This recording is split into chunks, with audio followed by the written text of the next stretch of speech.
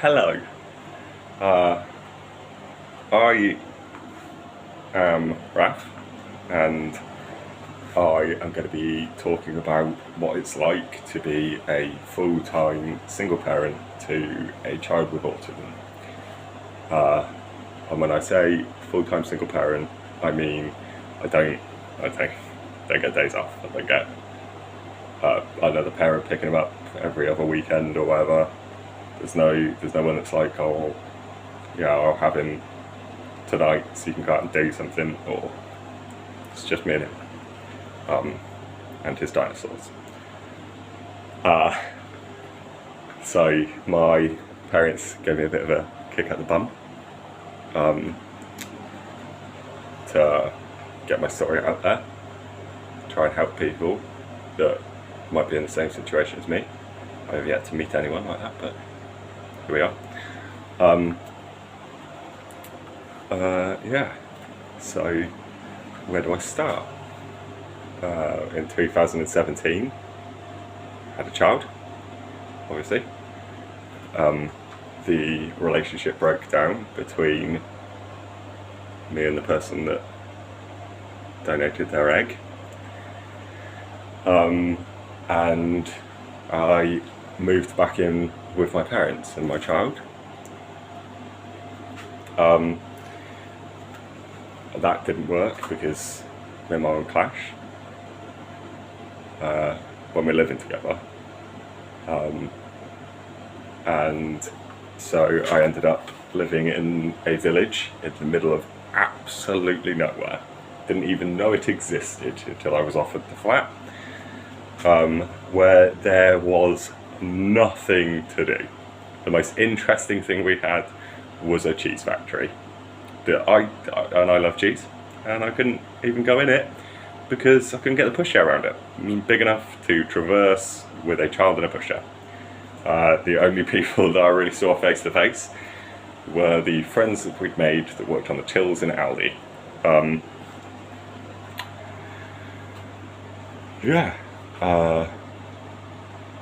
Where do we go from there? How do we move on from here?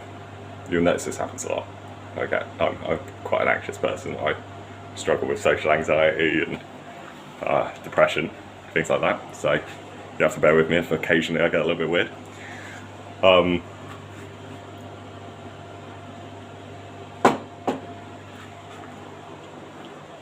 So my son is now 3. He'll be 4 next month. He goes to nursery for a whole day on a Monday, where I then pick him up and bring him home, and that is the only reprieve I get during the week. Which isn't to say that he's a bad kid, because he isn't. He gets frustrated sometimes because he can't talk properly, as most 3-year-olds would. For example, he will point at my fridge and go, "I want it," and I'll say, "You want what?" And he just goes, "I want it," and that will repeat for 20 minutes if you keep trying to ask. It's kind of a guessing game most of the time with my boy. Yeah, it's difficult. I wouldn't change it for the world, but it is really difficult. He gets really frustrated because he can't explain to you what it is he wants or needs properly most of the time, unless it's to do with dinosaurs. And he wants my attention 100% of the time. Never in my life did I imagine that I'd be doing washing up with a nose firmly pressed between my butt cheeks, but happens very regularly. I will mostly approach these talks with humour, because if you don't laugh, you cry, right? So, yeah, I'm going to discuss what it's like on a daily basis, some of the things that happen, what it's like trying to find a school placement, what Toilet training's like what it is like just making a meal, just trying to, not even cook a dinner, but just making a lunch. Just breakfast is fun on its own. Those kinds of things. And yeah, and how I deal with it, how I feel, how I think he feels sometimes, and just how generally how hard it can be. For example, this is 2 days in the run, so we're in a maisonette. I have a kitchen living room. There's no split. That's as far as I've got with my painting of my kitchen in 2 days.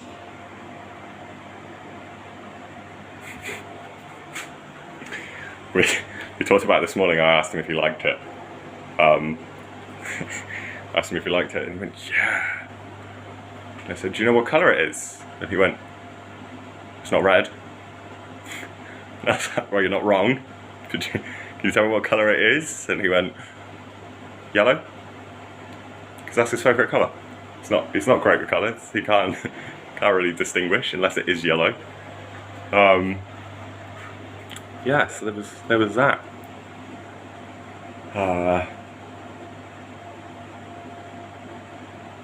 Yeah, there's so much to talk about. You have to bear with me because this is my first video and I'm not great with people.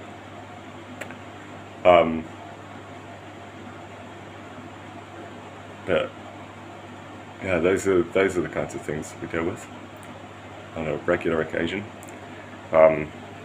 We repeatedly watch the same dinosaur videos on a daily basis.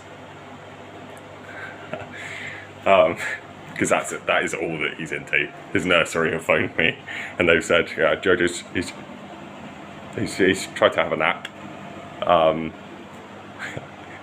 And as soon as I've gone to lie him down, he's woken up and he's not very happy right now. Is there anything else that he likes other than dinosaurs?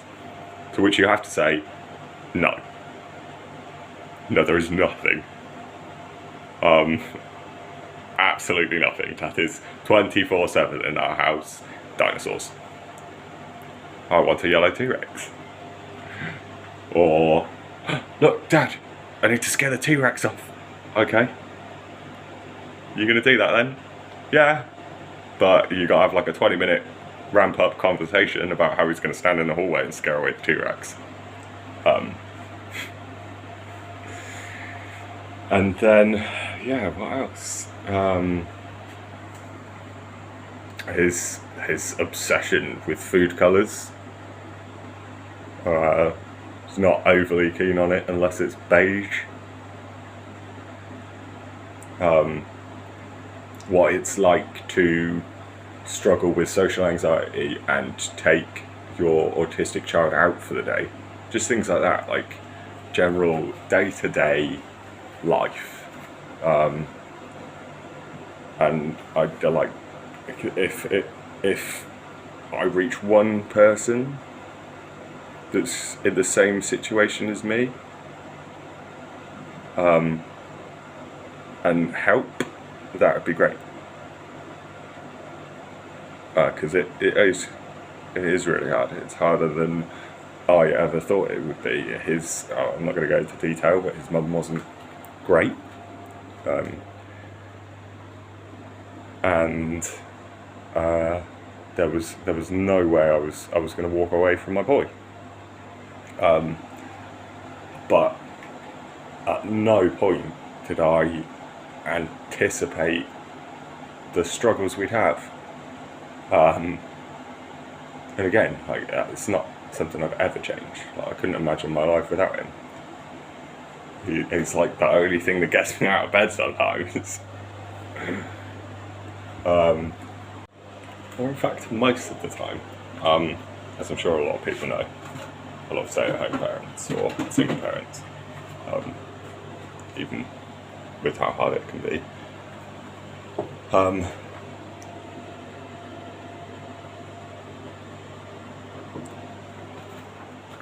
yeah,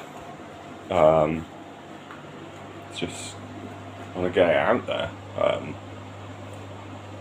raise awareness as well. A lot of people don't understand.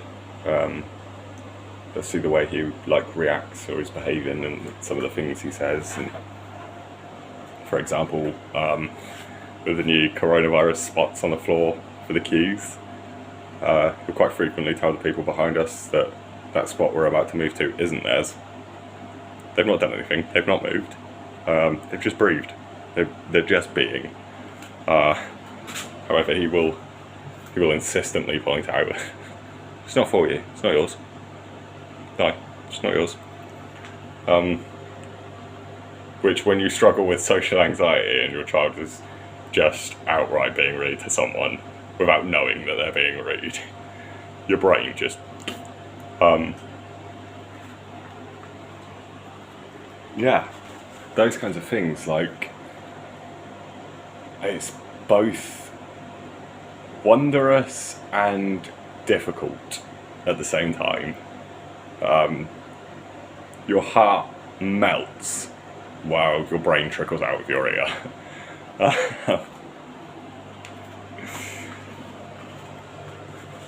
It is extremely hard.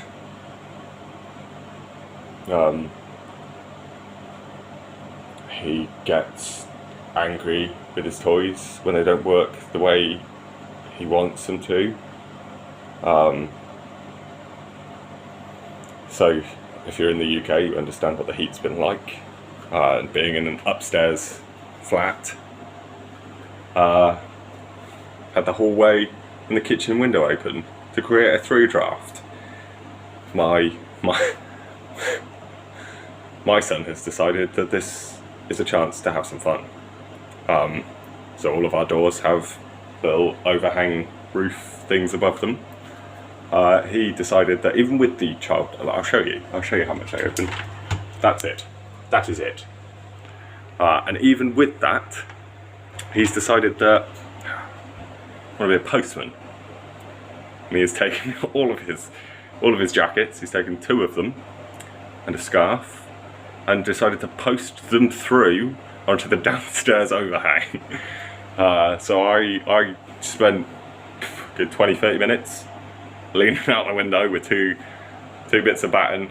There was one bit, I had to cut it in half, and had to use giant chopsticks to get his coats back in. His scarf's still out there, I can't reach it, can't get it. Still sat on top of there. I will show you at some point in one of my next videos. I will show you the infamous scarf, which my parents think is hilarious, by the way. Not so much when you're the parent and everyone on your estate is looking at you because you're leaning out of your window with 2 pieces of wood just seemingly attacking garments of clothes. I'm hoping that people witnessed them just drop out of the window before I'd got them back, so they look like such a madman. And some of the things he says, some of the things he does, just to him he's playing, but to anyone that lives around me, it sounds like a child is being murdered. You can't tickle him without him yelling, and I mean yelling, "Help me! Save me!" You're like, no, it's not, you can't, no, someone's gonna phone the authorities. Or when you're changing his bum, and he's led on the floor, and you're wiping him, and he's like, "Oh, help me," and I'm like, "Hold on, why do you need help? Why exactly is it that you need help? If anything, I need help. I'm the one that has my fingers right next to your bumhole. I'm right next to your poo. Well, I need help, not you. If anything, what you're going through is luxury." Just those kinds of things. It's fun. Every day is an adventure. Every day is an adventure. So yeah, those are the kinds of things we're going to talk about. It won't always be fun, don't get me wrong. I won't always approach it with humour. When I'm having a bad day and you need to go to the shop and everyone's staring at you because your child is screaming, "No, get off me," while you're halfway across the road holding his hand, because, you know, I'd quite like my child to live. It's kind of one of my top priorities. Yeah, those moments can be killer. Because you just, when you suffer with anxiety, your brain goes into a meltdown. There is nothing going on. You are just staring into space. You are on autopilot. You're saying things, but once the moment's over, you have no idea what's happened. But he's a little angel. He is a sweetheart. He won't hurt anyone. And he is a tank. By the way, I should add, he is an absolute tank. But I've seen him just stand there while he's being beaten in the face, and he just screams. Not like beaten, but like another kid being a douche to him. And yeah, he screams. He doesn't move. There's no, "Oh, I'm going to get away from this situation," or "Someone help," those kinds of things. He just, ah! He covers his face. And I'd like to point out, I didn't just stand there and watch. Like, did actually instantly go over and help. But that's just his response to things. For example, earlier, his nose wasn't running. He seems to have a whole germaphobe thing going on at the minute. But we were upset about the state of our lunch. Our toast was inspected very well. He looked at the top like that and then went to check the bottom. Wasn't good enough. It was just butter. The golden brown section of toast had in some parts been removed, which it was just white bread again. So he went, "It's not for me." That was his statement. Left the living room, walked down the hallway, still repeating the same statement. Returned, so we gave him a bit of ketchup. We whacked a bit of ketchup on our toast. And then there was still something wrong. He was still upset. And I'm trying to figure out what it is. It said yes to sauce on toast. And then he pointed. He just pointed at the wet wipes, and I was like, anyway. Okay, want your nose cleaned then. Or how he'll pretend he can't get on the sofa properly. He'll have both hands and one leg up on the sofa and the other knee will be on the floor, and he's like, help me, I'm stuck." And I'm like, "You're not stuck though, are you? Stuck means you can't move. You either take that one knee that's up down, or you just lift the other one up." It really makes me laugh sometimes. Sometimes it's too much, and I'm like, no. Let's just, you calm down for 5 seconds and then we'll talk. But other times I just don't even know what to say. Just laughing. But yeah. So, I think that's my plan. I think that's what I'm going to do.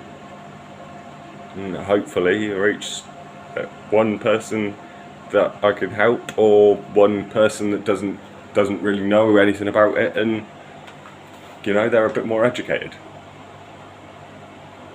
So yeah, that's me, I guess. Peace.